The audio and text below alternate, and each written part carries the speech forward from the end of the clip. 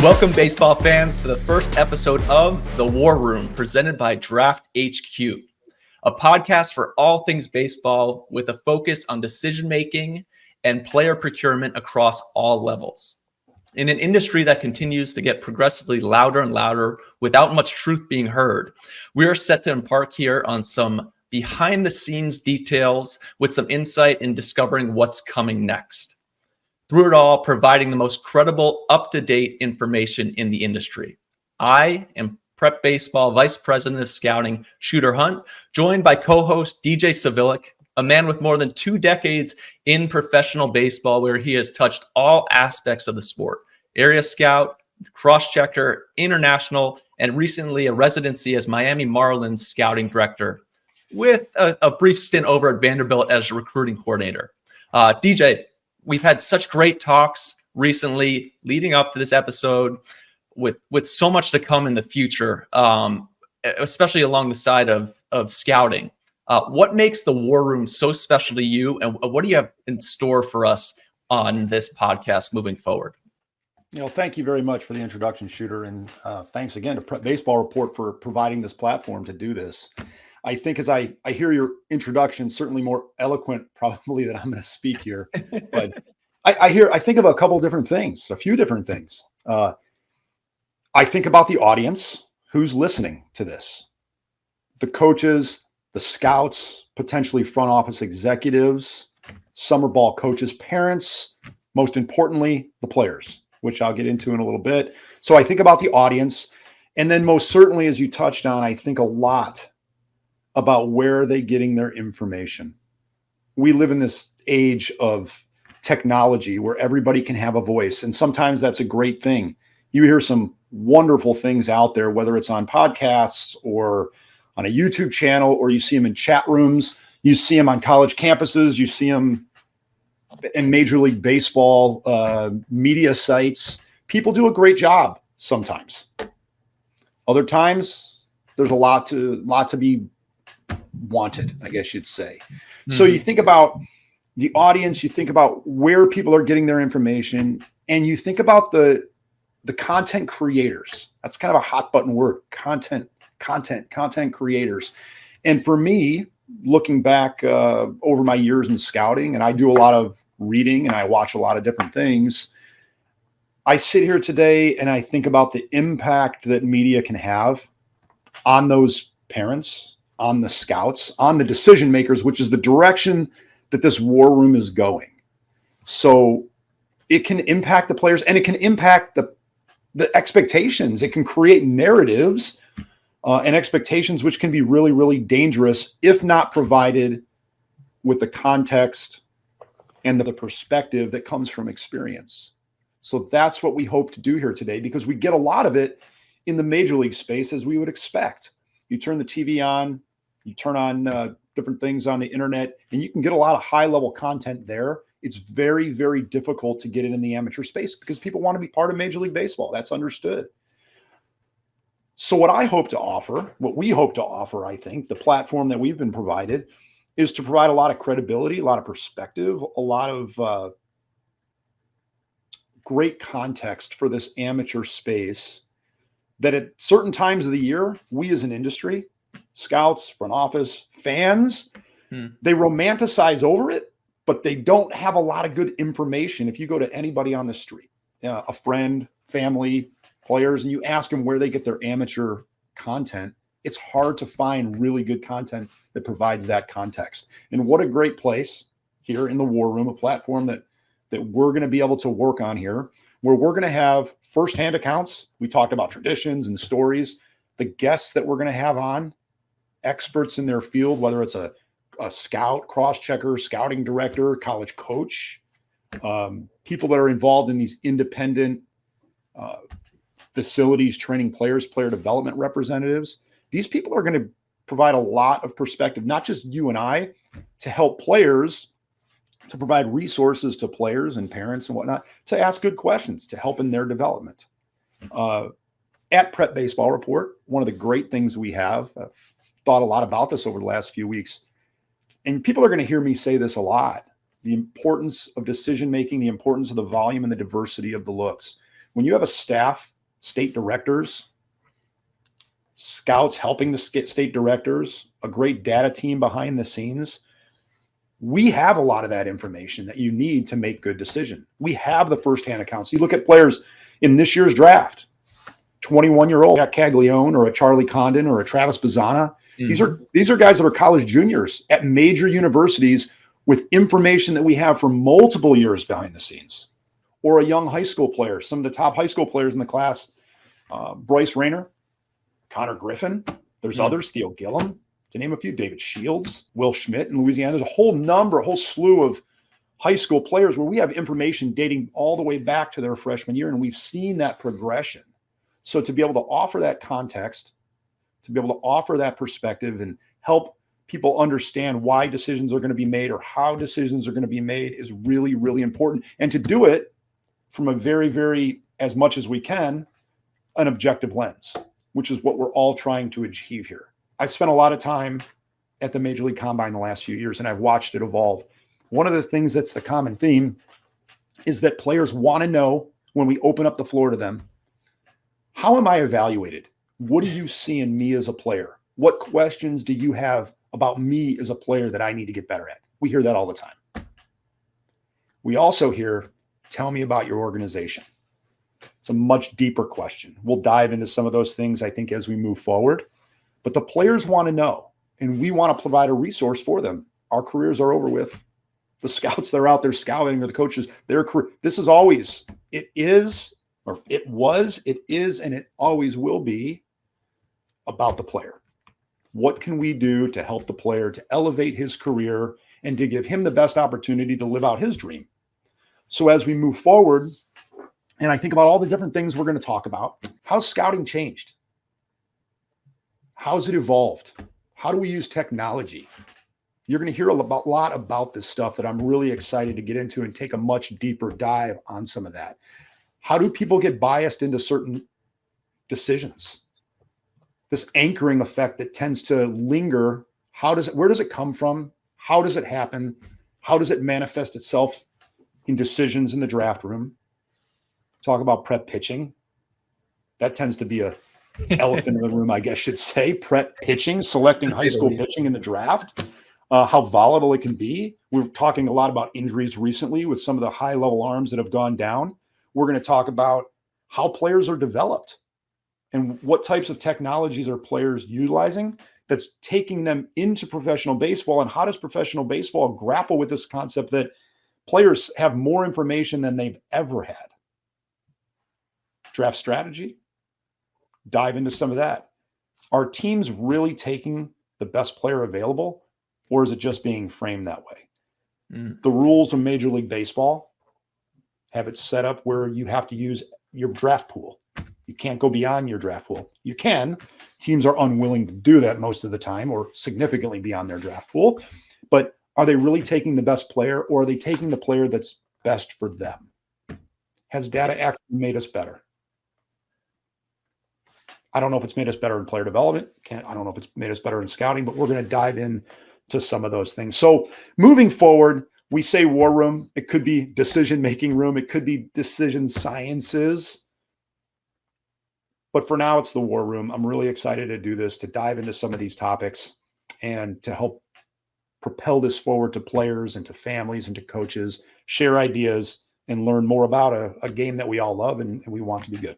And I think that curiosity is so key and vital to what we're doing here, right? That everybody's who's going to be listening to this likes baseball, I hope. Or if not, I don't know if they like the sound of your voice or the color scheme we're using on here. But having that curiosity and yearning and wanting to get more out of the experience, especially in the draft side of things, where the minor league side and the prospects are really growing. It's the vibrancy of that, just the fact, and something we'll get into in the future, is just how much better the amateur baseball players have gotten. We're sitting here right now with Jack Leiter's about to make his big league debut in a day. These guys are rolling right out of college, stuff that we'll do from that aspect. But you did touch on the changing of scouting. And I always in my head, I start at the Branch Rickey level. Like, that's where it's starting. He's trying to get one up on everybody from that side of thing with the Brooklyn Dodgers. But from there, moving on to, okay, now we all have radar guns. Now they're stopwatches. Now we're getting times here. Now we're getting statistics. We're putting these things together. Now we have TrackMan. Now we have blast motion. Now we're going into S2 cognition. Now there's so much coming in. What have you seen across your 20 plus years, coming in with the Yankees doing such great work there, and then with the Marlins? What have you seen change the most, the least, just in general? What are the changes you've seen throughout in scouting? Yeah, that I was just going to go there with you. That concept, that question could probably take us 2 or 3 shows if we wanted to break it into a whole bunch of different things at a high level, at a very, very high level. It's how we use information. People think, that's the broadest I can put it. People think that we live in the information age, and therefore did we not use information before? No, we used information, but we've changed. As technology has changed, as the world has gotten hyper competitive, you bring up Branch Rickey, people are always looking for a competitive advantage, just a little bit to separate themselves from the competition. Isn't that what sport is? I'm going to do just enough or a little bit more just to beat you. And we've seen that in a lot of different ways across baseball, some disingenuous, but we've seen that. And that's what front offices are doing. That's what scouting departments are doing. So they're utilizing information in different ways. If I can opine on how this manifests itself. So in real life, in a real world example, we've seen Moneyball, good story, good book, the Oakland Athletics. We've seen that. Utilizing information, understanding performance. We've always understood that performance is critical. Scouts walk into a ballpark, they grab a stat sheet, they take a look down. But then as we've evolved, and it's not just grabbing the stat sheet, it evolves to, well, what on that stat sheet becomes the most important. So we move from something simple like a batting average, and we kind of start looking more at OPS, those types of things, driven by slug and driven by on-base percentage. And we ask ourselves, what of these things should we value? Enter research teams, strategists, enter technology. How do we more accurately measure those performances? Can we accurately measure tools utilizing this technology? You touched on TrackMan, of course. We've got Hawkeye coming down the pipeline. You mentioned S2 cognition.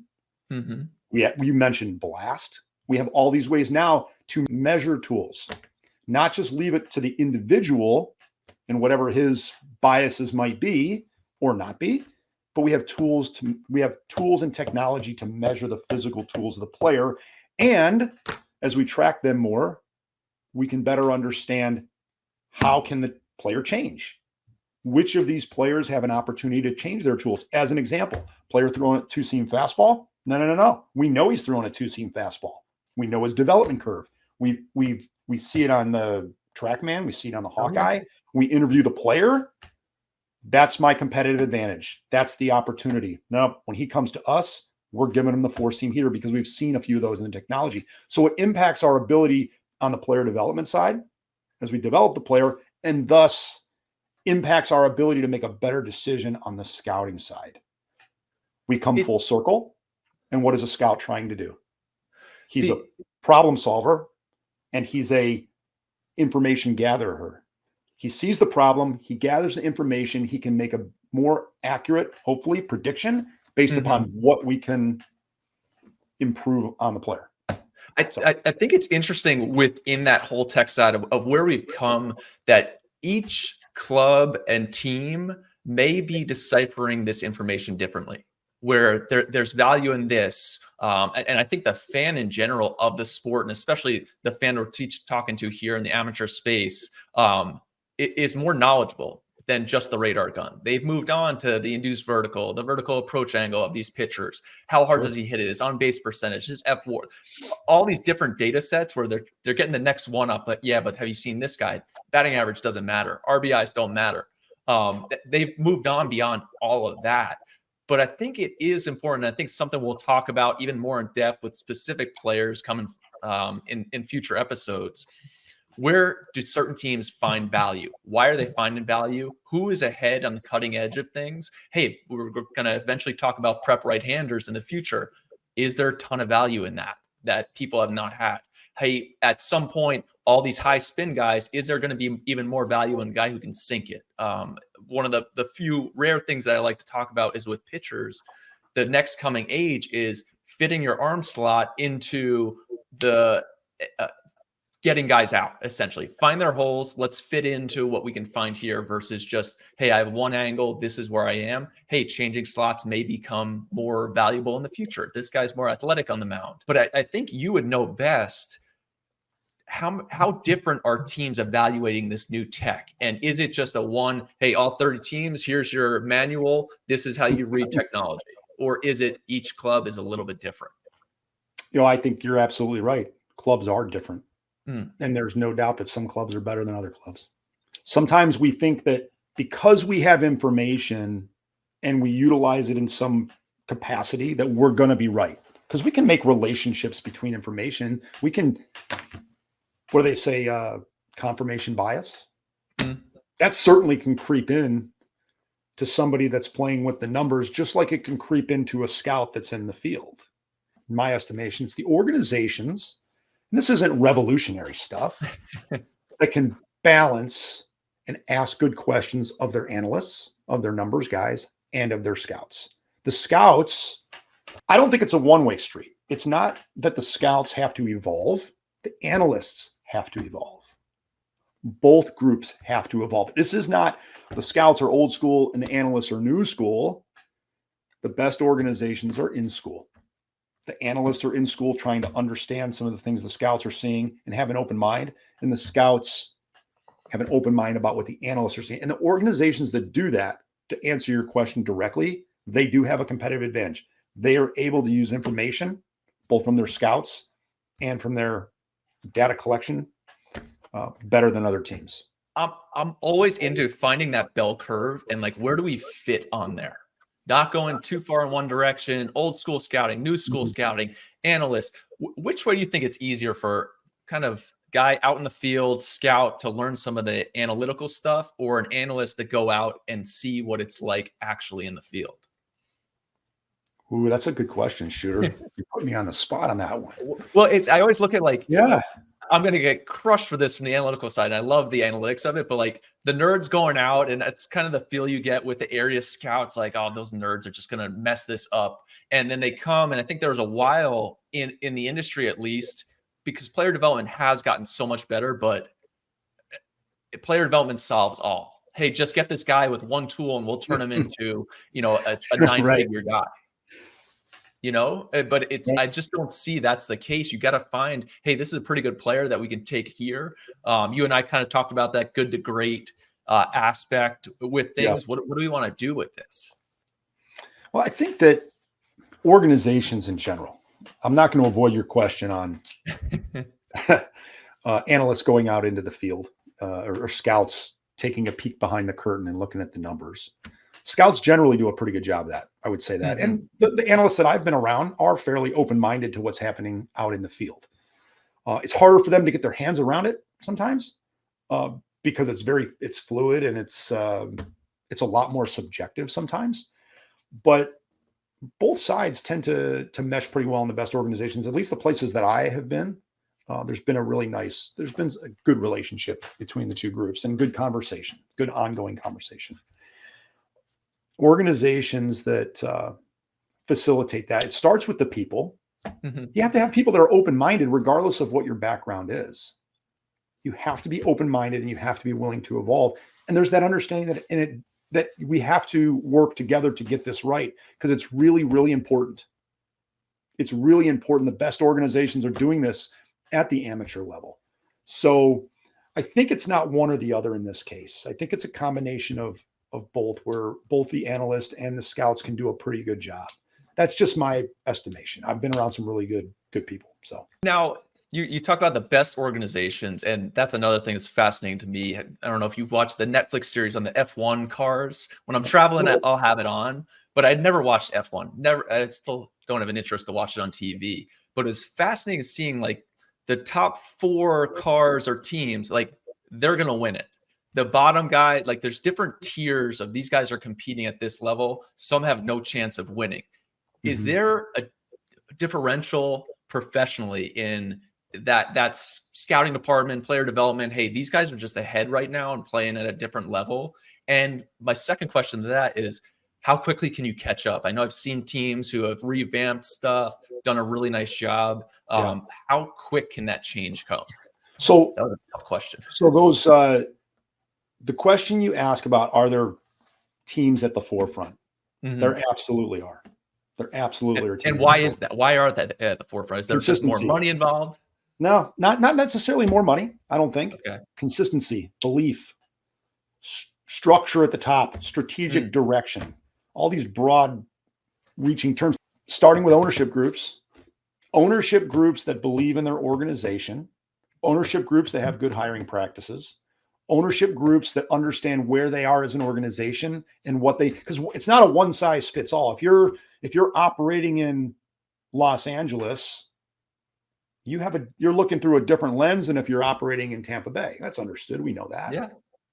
So it's up to the ownership in Los Angeles and the people running that organization, just like it is the people running the organization in Tampa Bay, to know the resources that we have to be. So their strategies are different. But what's critical, I think, in both situations is that the culture that's created in the organization, the strategies, the tactics, the people that they employ, they're very intentional about those things. And they believe in them, believe in their processes. So you get two teams at opposite ends of the spectrum, both finding consistent levels of success. And that's why they tend to operate at the forefront. And there's other teams that are constantly reaching for that. They either don't believe in their people, or they don't believe in their processes, kind of one and the same, and they don't trust and let it move forward. They're unwilling to work through mistakes. I think that it starts with the people. No matter what organization you're in, the best organizations have the best people. It's really that simple. So another question on that, because you brought up Los Angeles versus Tampa Bay. So draft-wise, and a lot of what we'll talk about on here will be draft-laden and focus. We'll get more specific. I promise I'll be asking DJ some hard-hitting questions on here. We'll be laughing about those. But those two organizations and the fact that there is no salary cap, somewhat in Major League Baseball, the tax, but does that make the draft that much more important in the competitive balance aspect of, hey, we're on the same stage here. We have a draft pool. This is what we can use. How can we beat, if we're a small market team, bigger market teams, and bringing in those algorithms, that draft philosophy? And then also, how do you evaluate, are we doing any good? Well, the second question is second question is, I'll take that. I'll attack that in a second. The first question you ask, it's equally important for both teams. It's hard for me to sit here and look at the New York Yankees or the Boston Red Sox or the Los Angeles Dodgers, teams with vast resources, and to think that the draft isn't important for them. Sometimes it's more important for them.